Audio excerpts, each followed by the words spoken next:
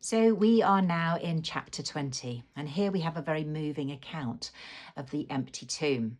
Jesus has risen from the dead, and Mary Magdalene is outside the tomb weeping, thinking someone has taken his body away. And Jesus then appears and asks her, "Why are you weeping? Who are you looking for?" Now, initially, she thinks he's the gardener. And so she responds by saying, "Sir, if you've taken him away, then please tell me where and I will go and get him." And he says simply, "Mary." And in that moment, she recognizes him.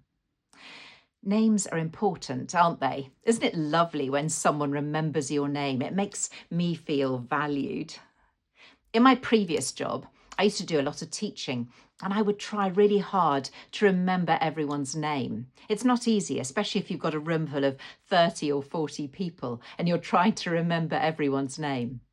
But I used to have a way of doing it. I would try to find an association with their name while they were introducing themselves.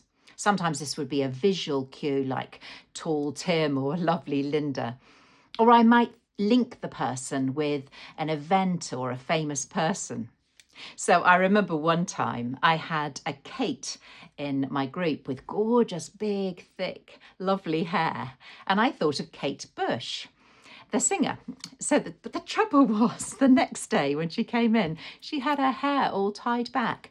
And I did not remember who she was, what her name was. In fact, I thought she probably hadn't been there the day before. I also found out recently that I've been calling one person in Fordingbridge the wrong name for quite a long time now. That was mortifying. But what I take from this chapter is the fact that Jesus uses Mary's name. That's all she needed in that moment, was to hear her name. And I think that's all I need, to know that Jesus knows me and he knows my name.